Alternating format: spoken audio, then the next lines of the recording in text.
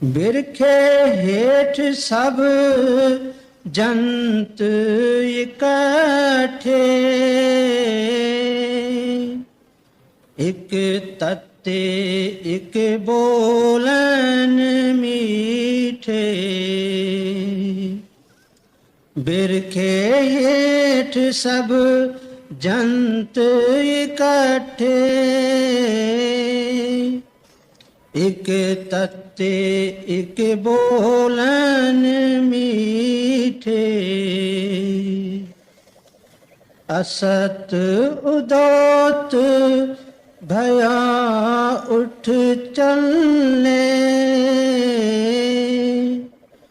ज्यों ज्यों औध विहाणियां।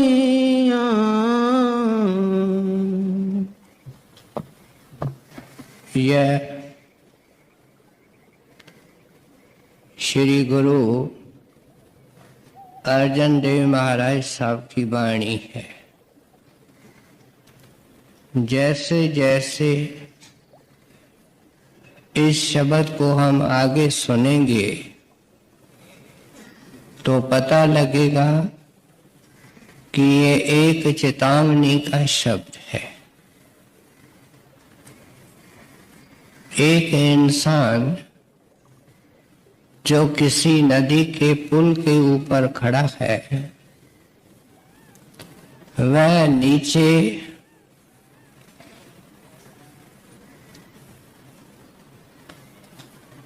जब देखता है तो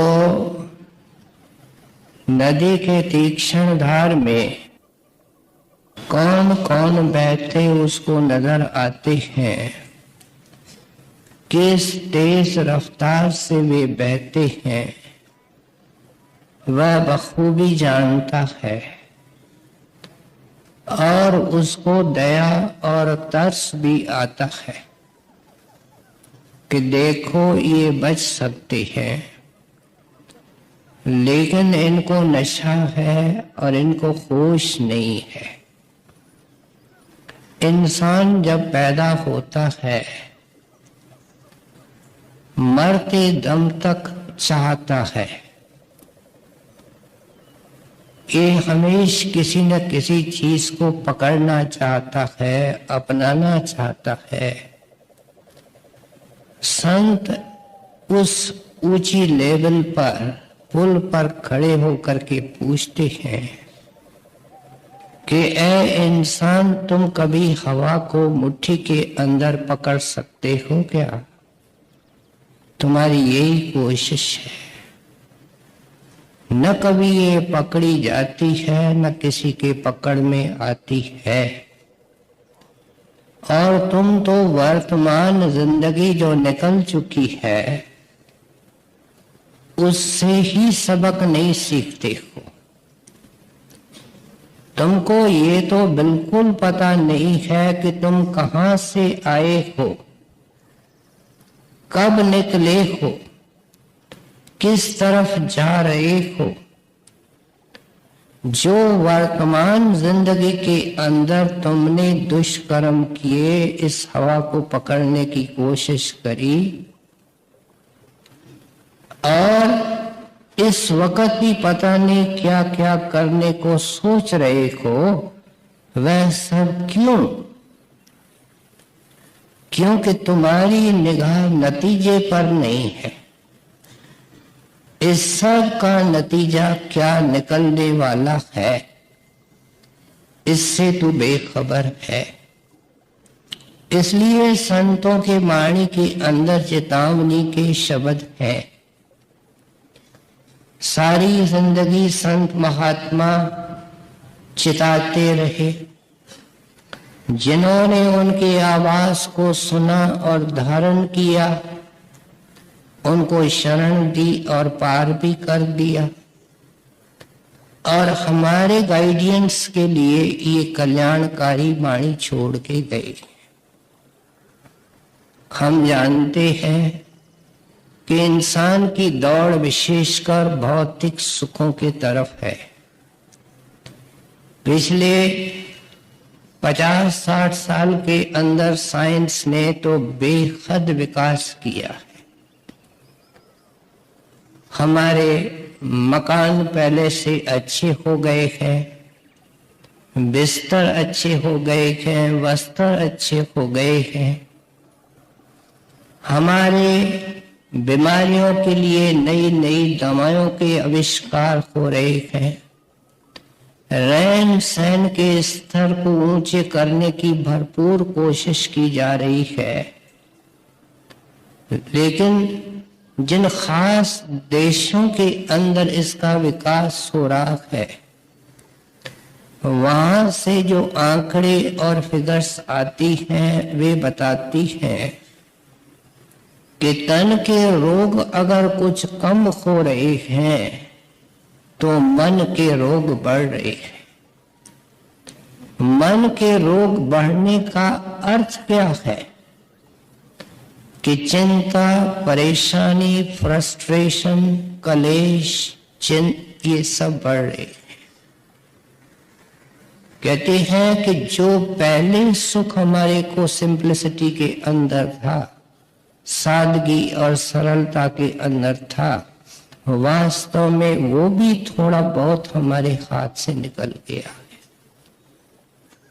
हम जब सत्संग में आते हैं और इन महापुरुषों की ये वाणी सुनते हैं तो हमारे दृष्टिकोण को एक सही दिशा मिलती है, और जिनके ऊपर प्रकाश की किरण उतर चुकी है वह सत्संगी सोचता है कि इतना कुछ सुना है, कल से नई जिंदगी शुरू करूंगा। क्या सुबह को जल्दी उठूंगा? जो वायदा उस मालिक से मैंने पेट में किया और उस देहधारी स्वरूप मालिक से मैंने बाहर वायदा किया कि मैं सुबह को उठ करके बैठूंगा, मैं उसको कल से निभाऊंगा और दिन भर शांति में रहूंगा, किसी से कड़वा नहीं बोलूंगा और सबको हाथ जोड़ूंगा, जहां तक हो सका सेवा करूंगा और गुरु के नाम में और सिमरन ध्यान में अपना चित्त रखूंगा।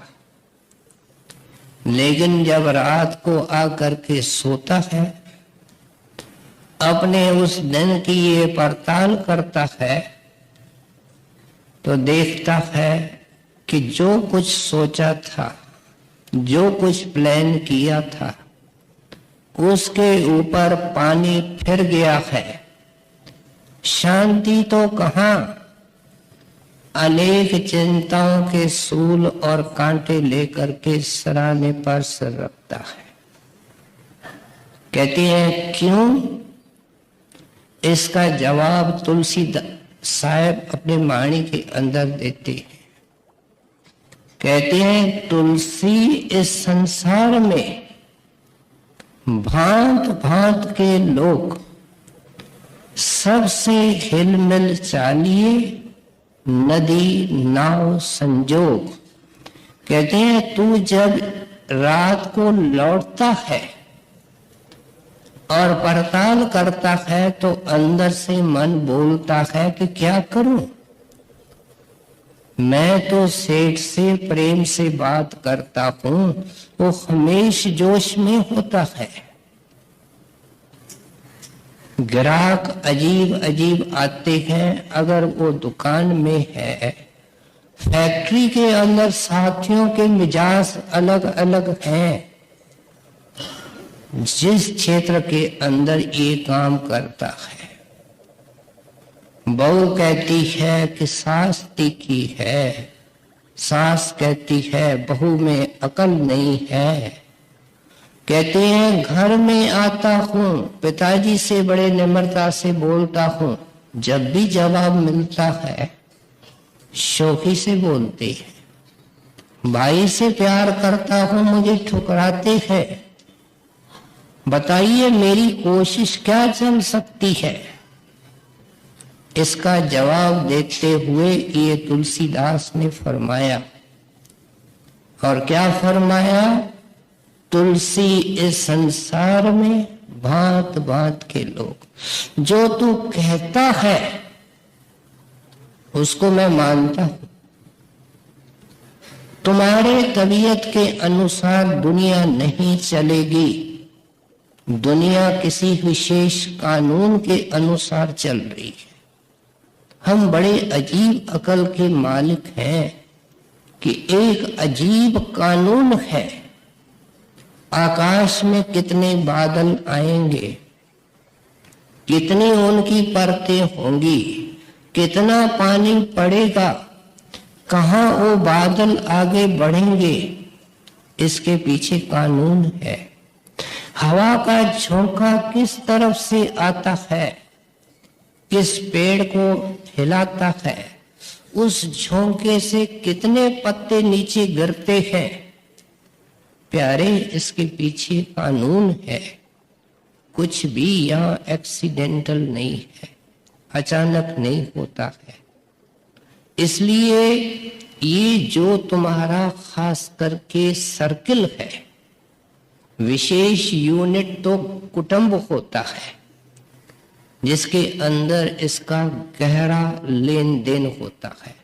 सुबह शाम बरतना, उनकी शक्लें देखना, उनसे गुजारा करना, फिर सर्किल होता है। जिस दफ्तर में, जिस दुकान में, जिस फैक्ट्री में, जिस भी क्षेत्र के अंदर ये मूव करता है, वहां इसका संबंध होता है। कहते हैं प्यारे, ये एक्सीडेंटल नहीं है, ये तुमने चुना है।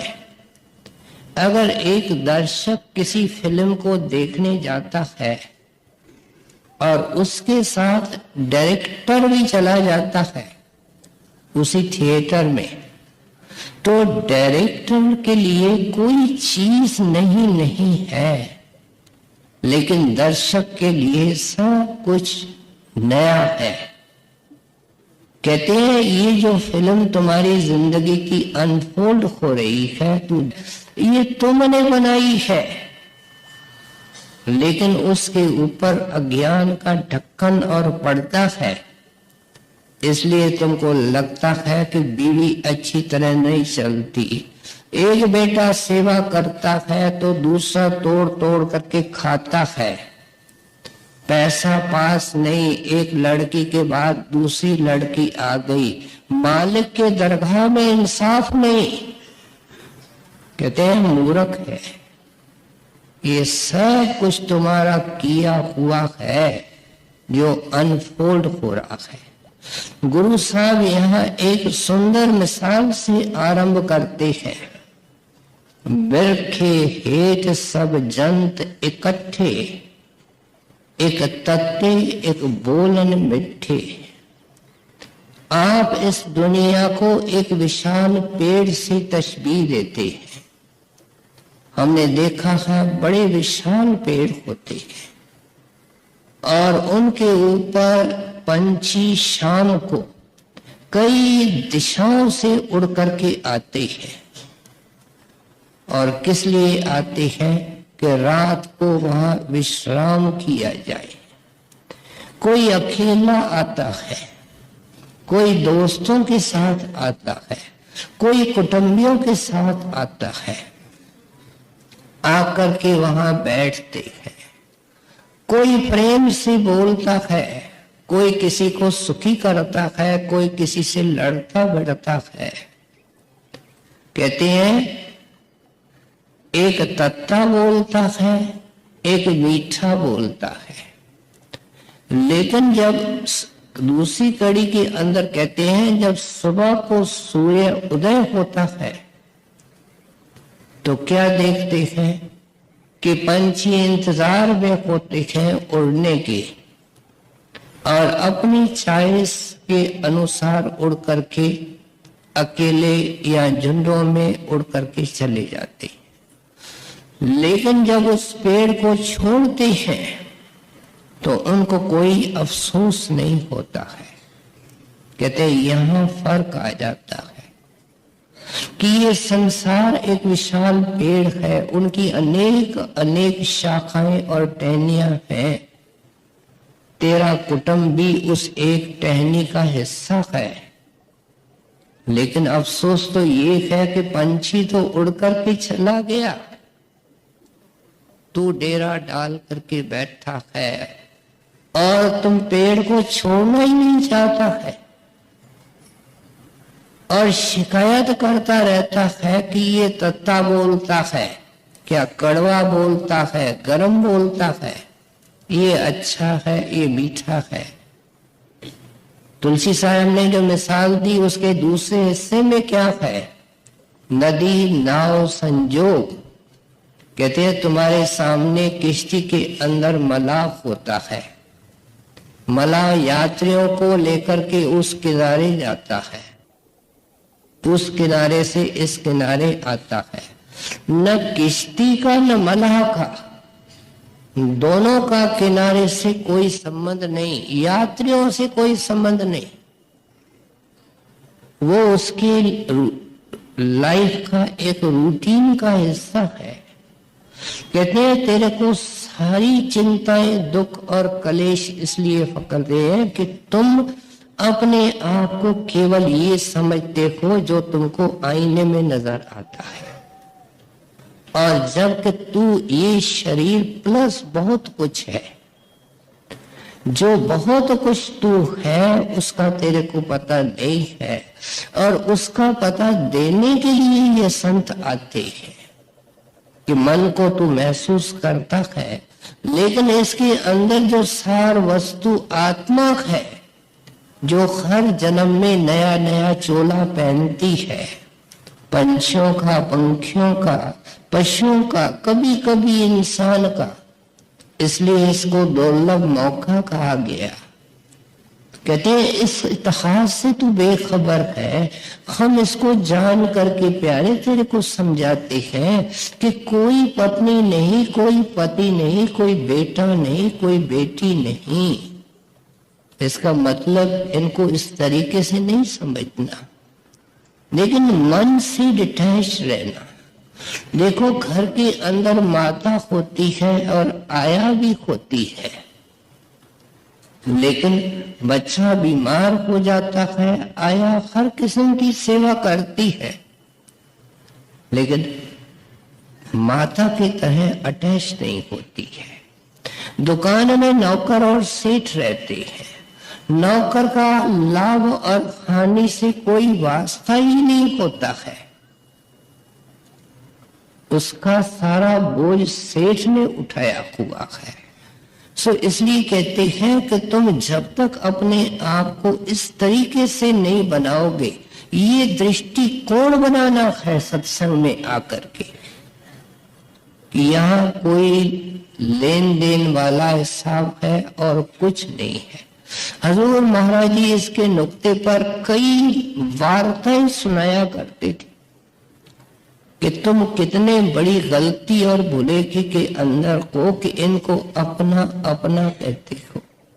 आप समझाया करते थे कि एक बनिया था, वो मिलिट्री के ठेके लिया करता था, उसने कैंटोनमेंट के अंदर, छावनी के अंदर एक दुकान भी लगाया और वहां कई तरह के सिपाही आते थे। एक सिपाही इस बनिए के पास कुछ न कुछ तनख्वाह से बचा करके रखता जाता था। जब इसने पूछा घर क्यों नहीं भेजते हो, तो कहता था मेरा कोई भी रिश्तेदार नहीं है। आखिर क्या हुआ कि एक दिन उसकी घोड़ी मुंह जोर निकली और उसको दुश्मन में ले गई। उन्होंने कुछ गोलियां इनको मारी, कुछ घोड़ी को मारी, खेल खत्म हो गया। इस सिपाही ने आना बंद किया, बनिए को पता लगा कि ये घटना हुई है। कहता है ये कहता तो था कि मेरा कोई रिश्तेदार नहीं है, और इसके जितने पैसे थे, बने लोग तो इस बात में बहुत होशियार होते हैं, किसी तरीके से अपने हिसाब में जोड़ दिए। मिलिट्री का ठेका टूट गया, वहां से उठ करके सहारनपुर में आकर के उसने बर्तनों की दुकान करी। एक दिन दुकान में बैठा है, देखता है कि बाजार से मेरे कैंटोनमेंट के छावनी के पुराने साथी निकल रहे। एकदम उठ करके उनको बुलाया, अंदर आए। आप यहाँ कैसे? कि फलाने तरफ जा रहे थे, हमने कहा सहारनपुर को भी देखते जाए। कहने लगे भाई मैं यहाँ रहता हूँ, आप मेरे पुराने साथी हैं, मेरे पास आओ, मेरे घर आओ, खाना खाओ। जब उसने बहुत आग्रह किया तो उन्होंने कहा दिन भर तो हमको देखने दो, रात को तुम्हारे यहाँ भोजन करने आएंगे। जब भोजन करने आए तो भोजन बिल्कुल तैयार, टेबल के ऊपर लगा, तैयारी हो रही है, खाने का वक्त आया है, और पास वाले कमरे से चिल्लाहट की आवाज आती है। वो उनके खास गहरे घनिष्ठ मित्र थे। पूछते हैं प्यारा घर में सुख है कि क्या है? वह कहता है ये गृहस्थ है, कुछ न कुछ बनता बिगड़ता रहता है, आप तो खाना खाओ। जब कुछ लुकमे उठाए तो वापस चिल्लाहट की आवाज आई। तब कहने लगे आपके और हमारे बीच में कोई दूरी नहीं, बताओ तो सही क्या बात है। तब उसने सारी बात सिलसिलेवार करके उस सिपाही की बताई, और कहता है कि मैं सहारनपुर में आया तो मेरे को कुछ ही दिनों के बाद एक लड़का हुआ, बड़ा हुआ। मैंने उसकी सेवा की, पढ़ाया लिखाया, लायक बनाया, लेकिन अचानक बीमार हो गया।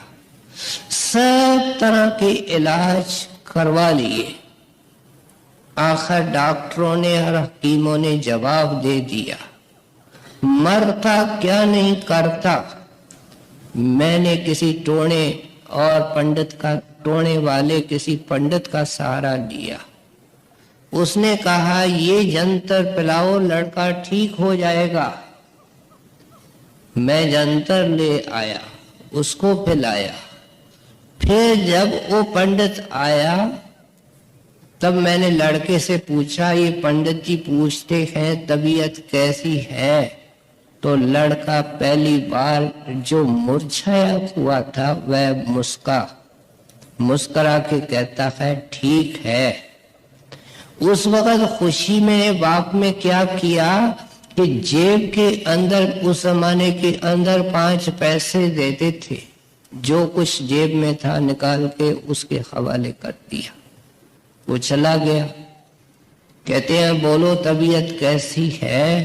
कहते हैं अब तो बिल्कुल ही ठीक है, और मैं जा रहा हूं, मैं सिपाही हूं और मैंने सब कुछ वसूल कर लिया। ये रहता था जो तुमने आज इस ब्राह्मण को या पंडित को दिया, अब मैं चलता हूं। और मेरी पत्नी वो बनी है जो घोड़ी मुंह जोर बन करके जिसने मुझे मरवाया, जिसने मुझे उसने तकलीफ दी, मेरे पीछे रोएगी और चिल्लाएगी। दोस्तों ये जो आवाज आ रही है वो उसके पत्नी की है। इनके मित्र चौंक उठे, कहने लगे तुम्हारे घर की ये हालत और तुमने इतनी तकलीफ की है और भोजन बनाया है। कहते हैं भाई अभी तो सुना कि आया कौन था और ये चिल्ला कौन रहा है। जब वो साक्षात कह के गया तो आप निश्चिंत होकर के भोजन करो। कहते हैं ये है पर्दा, इस पर्दे को उठाने के लिए संत आते हैं कहते हैं सब कुटुंब अपने अपने लेन देन के कारण आता है। परमेश्वर की लीला देखो कितनी अजीब है। हर एक माता पिता चाहता है कि मेरे को लड़का पैदा हो और लड़की पैदा न हो, लेकिन फिर भी लड़कियां पैदा होती है। अब उस नेचर ने इतना बैलेंस रखा है कि दुनिया की जो आबादी है, अगर उसको देखा जाए अच्छी तरह, सारे देशों को मिला करके भी तो 50% औरतें हैं और 50% पुरुष हैं, क्योंकि उसको संसार चलाना है और इस तरीके से संसार चल सकता है। हम उससे ज्यादा अक्लमंद बन करके कहते हैं क्या हो गया, लड़की आ गई, लड़का आता तो अच्छा आता है और आती है तो हिसाब से आता है। ये समझा रहे गुरु। कहते हैं जब तक तुम इस नतीजे पर नहीं पहुंचोगे कि जिसको तुम सुख दे के आए हो वो बेटा तेरे को सुख दे रहा है, जिसको दुखी करके आए हो तो वो तुझे दुखी कर रहा है, जिसने वसूल करना है वो वसूल कर रहा है, जिससे तुमको वसूल करना है उसे तुम वसूल कर रहे हो। पहले इस नुक्ते पर आओ तो तुम इस दुनिया को रैन बसेरा मानोगे, रहने की जगह मानोगे, चलती हुई सराय मानोगे और अपने आप को मुसाफिर मानोगे। मुसाफिर का जहां वो खड़ा होता है घर नहीं होता है। जिसका नाम मुसाफिर वो राह पर है, उसका घर किसी और जगह है। हर एक महात्मा ने हमको वाणी के अंदर लिखा है, चलना है दूर मुसाफिर काहे सोए रहे। कहते हैं तुम्हारा मार्ग इतना लंबा, आए थे किस काम के, कहते हैं किस काम के लिए ये आया है और लगा किस काम के अंदर है। ये हैरानी की बात है। हमारे को समझाना चाहते हैं कि जिन उलझनों और झंझटों के अंदर तुम जिंदगी का ही मकसद भूल जाते हो, इस लेन देन के अंदर अपनी जिंदगी लुटा देते हो, ये तो खेल है, ये तो तमाशा है, ये 4 दिन का मेला है। कोई न तेरा है न तू किसका है। एक भगवंत तेरा है और एक तू भगवंत का है। इस नतीजे पे जल्दी आ जा। आपको आगे सुने। पाप करें धड़ सिर पर मुठे,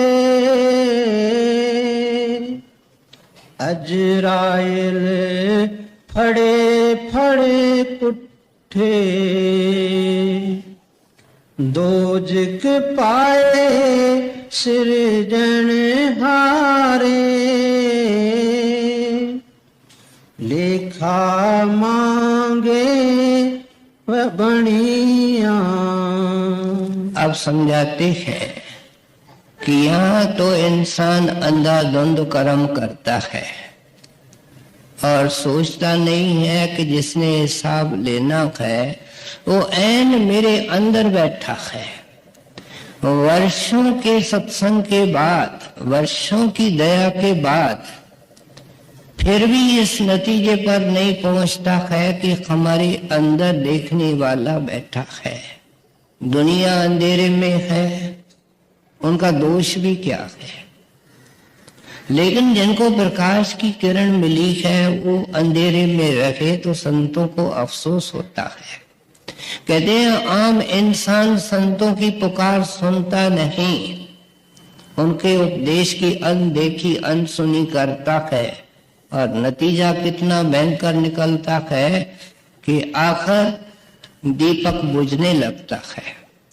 जब टूटी के अंदर, टंकी के अंदर पानी खत्म होता है तो क्या होता है कि बूंद बूंद होकर के गिरता है और फिर गिरना बंद हो जाता है।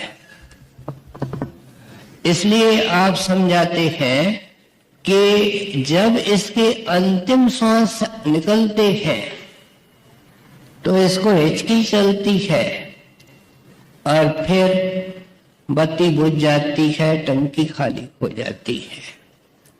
कहते हैं होता क्या है किसी को पता नहीं। पति गुजर गया, पत्नी को क्या पता। आज जितने लोगों को, निकटवर्ती लोगों को हम रवाना कर चुके हैं, हमको पता है वो कहाँ है, किस हालत में है। और उनके पीछे अगर आंसू भी आते हैं तो उनके कारण नहीं आते हैं, अपने सुख के कारण आते हैं कि उसके होते हुए मुझे ये सहूलियत थी, ये सुख था, मेरे लिए ये सहारा था। उसके बारे में कोई नहीं सोचता है। कहाँ है आंख का, दृष्टि कहाँ, अनुभव कहाँ जो देख सके। जिनको अनुभव है उनको सुनती नहीं, उनको सुना नहीं जिंदगी में। जिन्होंने समझाया उनकी बेपरवाही की।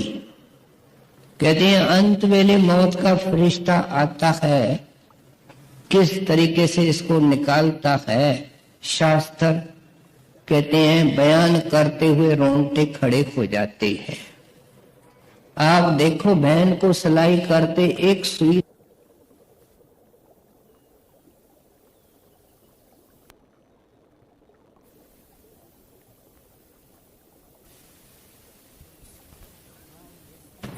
आप देखो बहन को सिलाई करते एक सुई लग जाए कितना दर्द।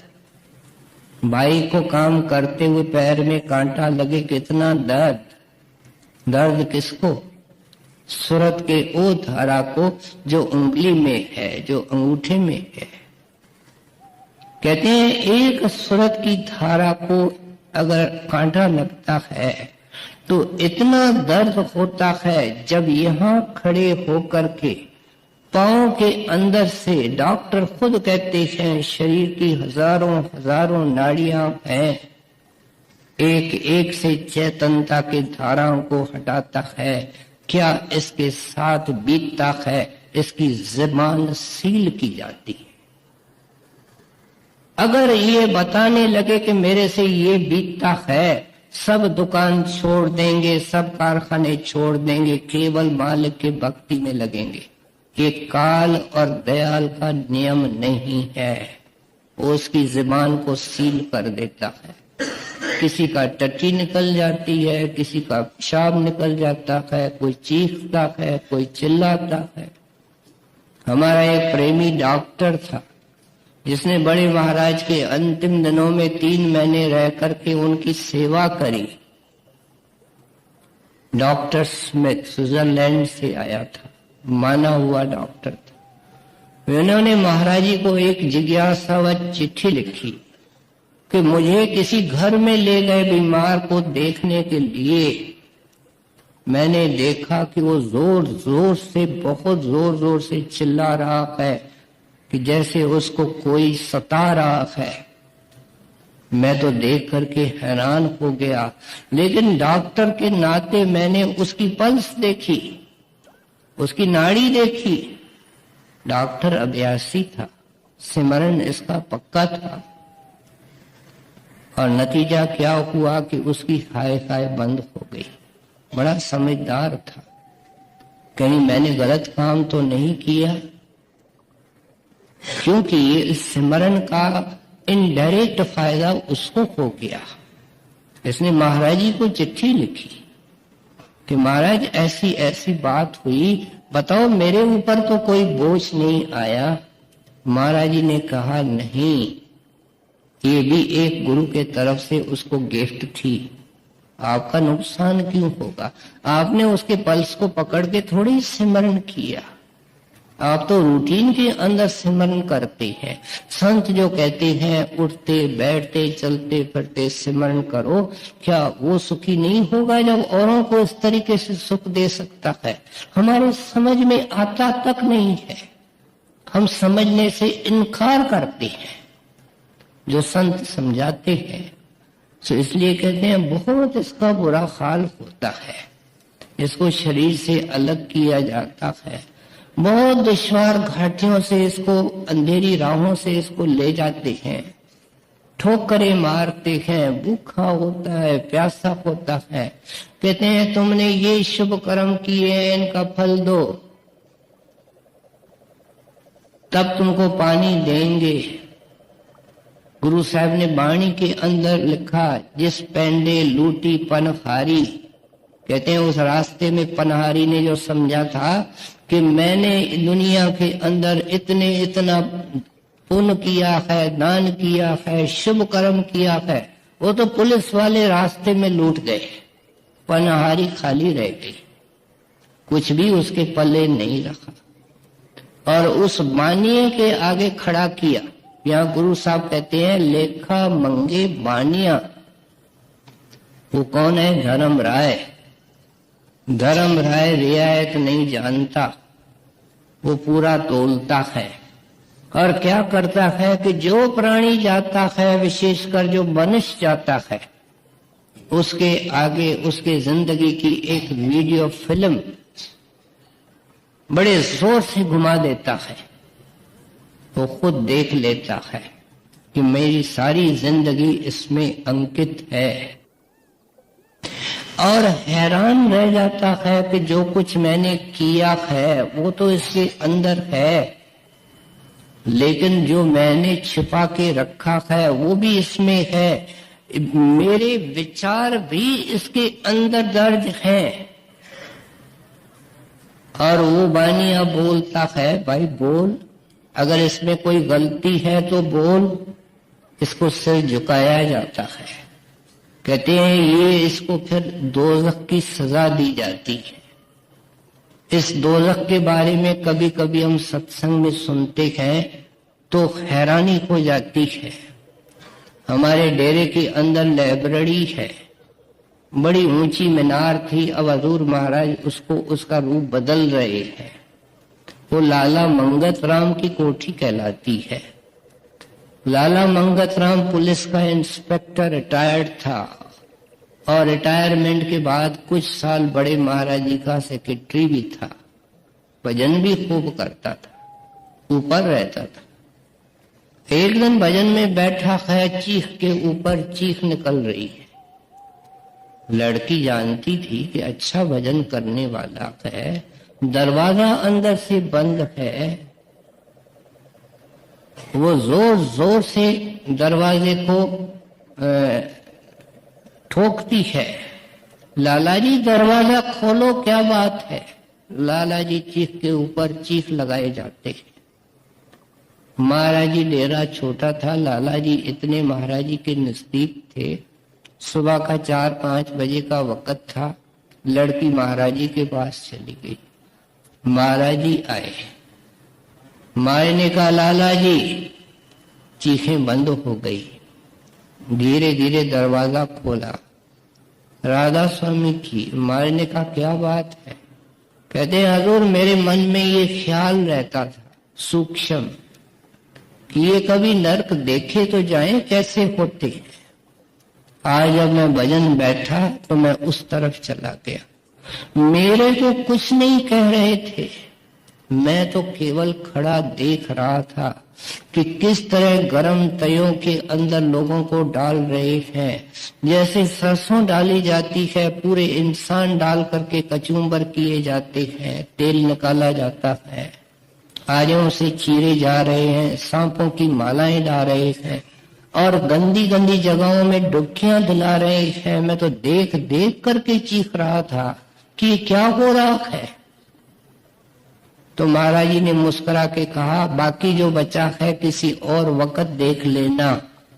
हाथ जोड़ के कहता है आपकी दया चाहिए, मैं दोनों कान पकड़ता हूं।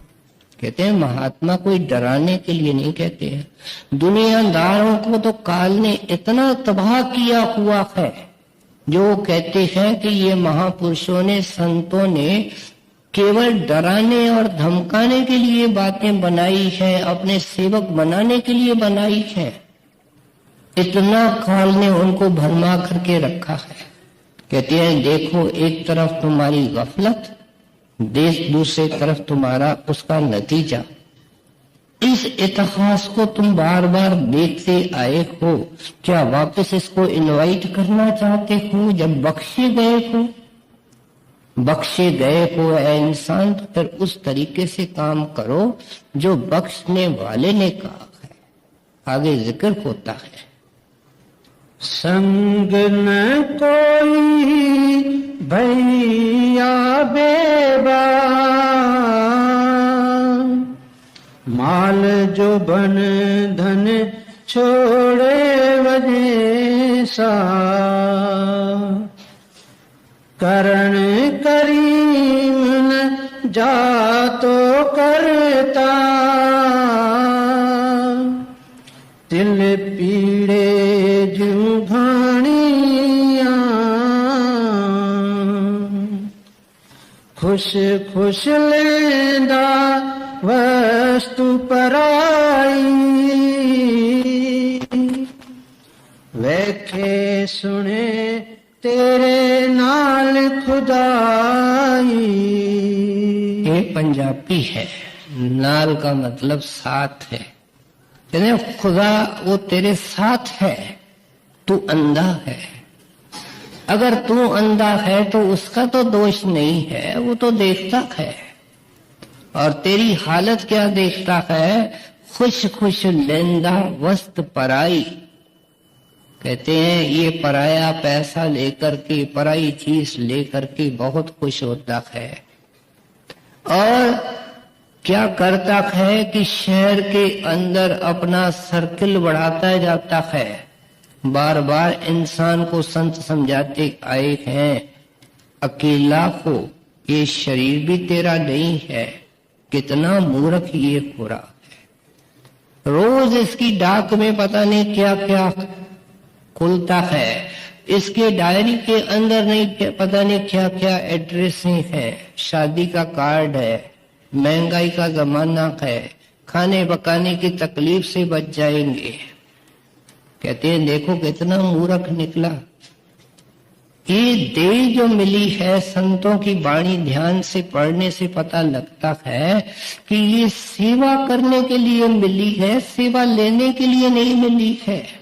ये देने के लिए मिली है, लेने के लिए नहीं मिली है। ये हाथ जोड़ने के लिए मिले हैं, पकड़ने के लिए नहीं मिले हैं। इसलिए आप समझाते हैं कि जिस वक्त ये लेता है उस वक्त तो इसको बहुत अच्छा लगता है, लेकिन जब ये देता है अंदर जा करके और उसका जो हिसाब वसूल किया जाता है वो बड़ी ऊंची दर से लेकर के करते हैं। हम सब ने सुना है कि 1 रुपया यहाँ दान करो तो ऊपर 10 रुपए 10 गुना हो करके मिलता है। साथ में कभी ये सोचा कि अगर 1 रुपया किसी का ले लो तो क्या देना पड़ता है? ये कभी नहीं सोचते हैं। सो इसलिए कहते हैं कि संतों ने इसलिए बिल्कुल हक हलाल के कमाई के ऊपर जोर दिया। लुकमान का बेटा लुकमान से पूछने लगा, पिताजी आप खुदा तरस्त भक्त हैं, अगर मुझे रास्ते के अंदर मिल जाए और वो कहे कि मैं खुदा हूं तो मुझे सिखा तो दो, मैं खुदा से क्या मांगू? तो लुकमान ने कहा कि अगर खुदा मिले तो आप कहना कि आपके रूप जो अनुरूप है, खुदा रूप है, उस दरवेश से मेरा मिलाप करा दो। तो लड़का पूछता है कि अगर ऐसा दरवेश भी मिल जाए तो उससे क्या फिर मांगना? कहते हैं उससे उनका प्रेम मांगना। अगर वो आगे कहे कि और कुछ मांगो तो हक की रोटी मांगना। मेरी सिर्फ ये 2 हिदायतें हैं। कहते हैं इसलिए संत हक की रोटी पर जोर देते हैं। ये लोग सत्संगी होकर के जो रिश्वत लेते हैं, ये इनको पता नहीं लगता है कि कितना अंधकार के पर्दे अपने लिए खड़े कर रहे हैं। पहले 5 रुपए लेने से डरता है, फिर तो 5000 का लिफाफा आराम से लेकर के जेब में डाल देता है। कहते हैं ये हाल होता है। बड़े महाराज फरमाया करते थे कि जिन चीजों को ये मामूली समझता है वो कितने दर और से महंगी होकर के निकलती हैं। आप फरमाया करते थे कि एक कोई गवर्नमेंट का क्लर्क था, वो जो ठेकेदार घास के ऊपर ठेका देते थे उनसे कमीशन लेता था। वो घास जानवरों को खिलाया जाता था। जब उसका अंत समय आया तो वो चिल्लाने लगा, फलानी गाय सींग मार रही है, फलानी भैंस सींग मार रही है, क्योंकि वो जो इसने हिस्सा लिया था वो उनका हिस्सा था। आप देखो आगे चलकर के ये कितना महंगा पड़ता है। तो इसलिए कहते हैं सोच सोच करके, फूंक फूंक करके कदम उठाओ। किसी के पास रह जाए, बड़े हजूर ने तो 6 महीने पहले फरमा दिया खुले सत्संग में, अगर मेरा किसी के पास है तो मैं यहां से माफ कर देता हूं, किसी का मेरे पास है तो मेहरबानी करके आज आकर के ले जाए। इतने महापुरुष जिनको कोई कर्म छू नहीं सकता है, कितने ऊंचे आदर्श पेश करती है। किस तरह कहते हैं, इस तरह की बेदाग जिंदगी लीड करके ही बचाव हो सकता। दुनिया लब पैया खाते अंदर, अगली गल ना जानिया, जम जम मरे मरे फिर जम में, बहुत सजाई पैया देश लम्मे, जिनकी तात से ना जानी अंधा, ता दुख सहे प्राणिया, खलक थावे भुल्ला मुठा, दुनिया खेल बुरा रुठ तूठा, सिद्क सबूरी संत न मिलियो, वते अपने भाणिया। अब असली नुक्ते पर ला रहे हैं कि एक सिलसिला कैसे टूट सकता है। कहते हैं श्री गुरु अर्जन देव महाराज जैसा शब्द स्वरूपी, शब्द अभ्यासी मालिक का रूप ऐसा कोई महापुरुष मिले। परमात्मा ने हर जमाने के अंदर, हर समय के अंदर प्रबंध कर रखा है कि तू मालिक का है, मालिक तेरा है, और वो शब्द है जो मालिक की सृजनहार शक्ति है, जो तुमको मालिक से मिला सकती है। तुम का मतलब क्या? शरीर नहीं, मन नहीं, आत्मा। कबीर साहब ने वाणी के अंदर लिखा, शब्द मिलावा होता है, देह मिलावा ना है। इसका वास्ता देह से नहीं है, इसका सूरत से वास्ता है, आत्मा से वास्ता है। इसलिए हम सुनते हैं शब्द गुरु, नाम शब्द देता है। किसको देता है? सूरत धुन चेला, चेला सूरत है। ये तो औरत कहता है, हिंदू कहता है, मुसलमान कहता है, यहां तक कहता है ब्राह्मण है, फलाना है, ऊंच कुल का ब्राह्मण है। लेकिन नाम जो हमारे भीतर के भीतर आत्मा है उसको इनिशिएट करते हैं, उसके ऊपर मोहर लगती है। सो इसलिए कहते हैं कि इस बेचारे को ये पता नहीं, संतों ने ये समझाया कि जाओ संतों के पास, सही नाम पाया सतगुर से, बिन सतगुर सब भरम बही। सारा संसार जैसे वो पुल के ऊपर खड़ा हुआ आदमी देखता है, तीक्ष्ण धार में बह रहा है। देखो जग जाता रे जाता, कोई खोज नहीं लाता। कहते हैं देखो ये बुद्धू हर एक चीज का पता करना चाहता है, लेकिन इसने अपने अंदर नहीं खोजा। ये नहीं खोजा और देखा कि तुम कौन हो। संतों को अफसोस होता जब हम खोजने का तरीका देते हैं कि तुम अंदर जाकर के देख सकते हो कि तुम कौन हो, तो भी नहीं खोजता। इसका कारण क्या बता रहे थे? कहते हैं इसने सिद्क नहीं रखा और सबर नहीं रखा। सिद्क का अर्थ क्या है? विश्वास। बगैर प्रेम के कभी विश्वास होता नहीं। जिससे हमारा प्रेम होता है उस पर ही हमारा विश्वास होता है। पत्नी और पति दो नई शक्लें आकर के मिलती है, कुछ अरसा रहने के बाद एक दूसरे के ऊपर विश्वास आता है और पूरी चाबियां पति पत्नी के हवाले कर देता। पहले प्रेम आता है, बाद में विश्वास आता है। सो इसलिए कहते हैं गुरु से इसने प्रेम ही नहीं किया, विश्वास होने का क्या। ये डगमगाता है, ये तो गुरु को सलाहें देता फिरता है, गुरु जी ऐसा करो ऐसा करो। ये नहीं सोचता है मेरे गुरु ने क्या कहा है, मुझे क्या करना है। कितना ये मत मंद है, मूर्ख है।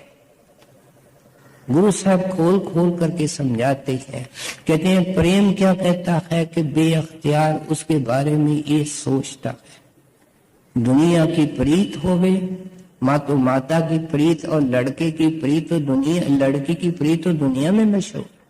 बेअख्तियार लड़की माता के बारे में सोचती है, माता लड़की के बारे में सोचती। कहते हैं इसको प्रीत करते हैं जिसमें जोर नहीं लगाना पड़ता है।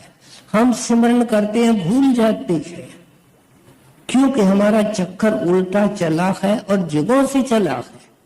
उसको रिवर्स करना कोई आसान नहीं है। लेकिन एक तो प्रीत होती है गिफ्ट जो गुरु किसी को दे देता है। एक आदमी डेरे गया, बड़ी अजीब बात सुनाई कि मैं 3 दिन डेरे रखा और 3 दिन महाराज जी का स्वरूप मेरे साथ रहा। 1 सेकंड अलग नहीं हुआ, बाथरूम में भी अलग नहीं हुआ। जब गाड़ी में आकर के बैठा तो स्वरूप चला गया। ये क्या है? सौगात, प्रेजेंट। और वो भी किसी हिसाब से देते हैं, प्रेम के अनुसार देते हैं। लेकिन कहते हैं कि इसने सिद्क नहीं रखा, प्रेम नहीं किया, हुक्म नहीं माना। और हुक्म मानने में किस चीज की जरूरत है? आप कहते हैं सब्र की जरूरत है।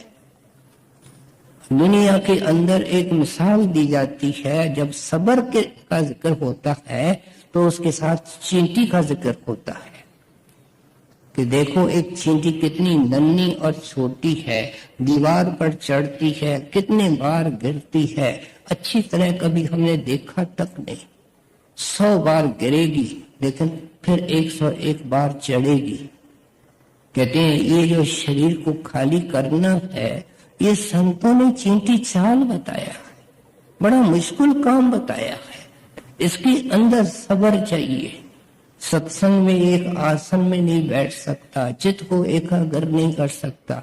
सेवा करने के अंदर कितना सब्र चाहिए। 100 किस्म के लोग मिल जाते हैं, 100 किस्म की बातें करते हैं। ये गुरु को सामने रख करके सिमरन करते हुए सेवा करना कितना मुश्किल है। और फिर धूप में खड़ा रहना और भूख और प्यास को सहन करना। और गुरु की इतनी परम दया है कि जिनके पास घरों में नौकर चाकर है, वे झाड़ू लगाते हैं, सफाई करते हैं, तगारियां उठाते हैं। ये उनकी परम दया है। वो उनको दीनता सिखाना चाहते हैं, वो उसी बहाने देना चाहते हैं। कहते हैं इस सारे परमार्थ के अंदर बड़ा तहम्मुल, धीरज और सब्र की जरूरत है। इन्होंने दोनों काम नहीं किए, इसलिए ये जख मारता है और फ्रस्ट्रेट रहता है। मौला खेले करे सब आपे, एक कढ़े एक लहरे में आपे, जीन चावे त्यों क्यों नचनी, सिर सिर किरत विहानिया,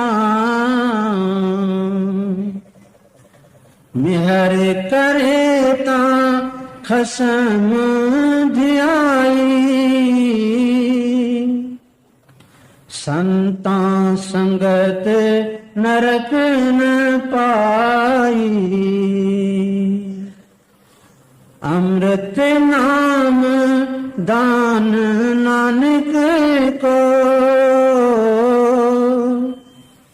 गुण गीता नित वखानिया। अजीब एक स्टेटमेंट गुरु साहब कर रहे हैं। कहते हैं लहर भी उसने पैदा की है। क्या माया को किसी और ने पैदा किया है? करता तो एक ही है, और उस लहर के अंदर सब डूब रहे हैं। कहते हैं एक को लहर में बहने देता है, इसकी एक की बाह पकड़ लेता है।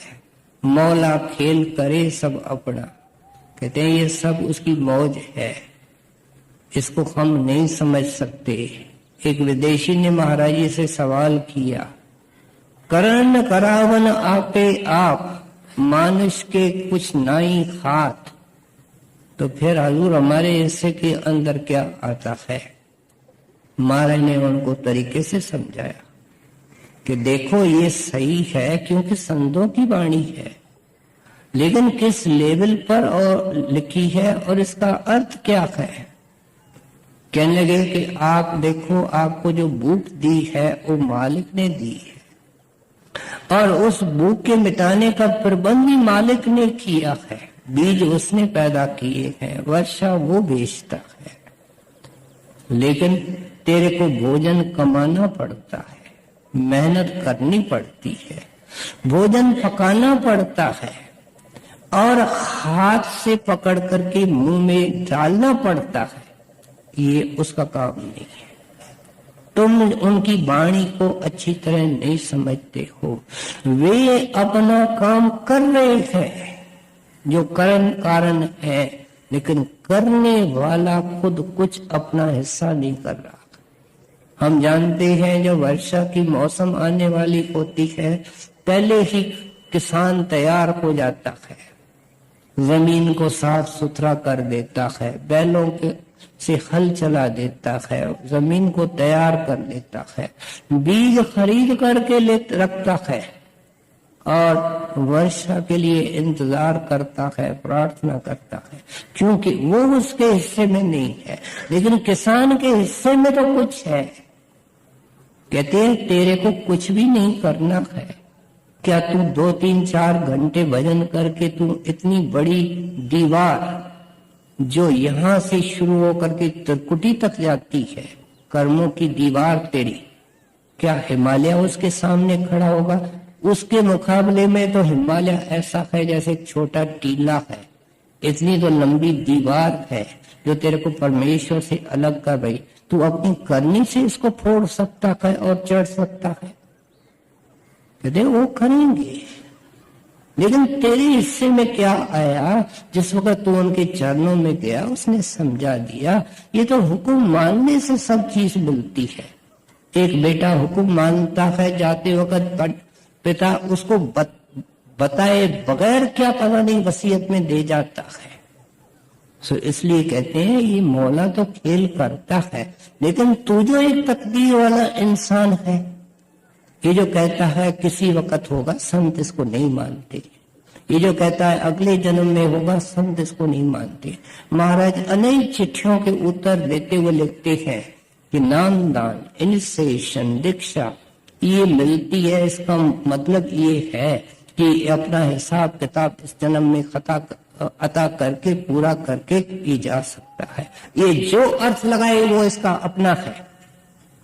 इस चीज को महाराज ने साफ किया है। एक आदमी मुसाफिर सुस्ती से चलता है, दूसरा चुस्ती से चलता है, ये मुसाफिर के हिस्से में आता है।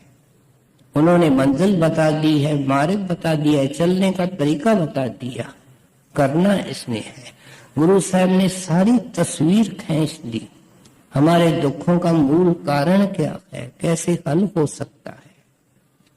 अमृत नाम दान नानक को गुण गीता नित वखाणी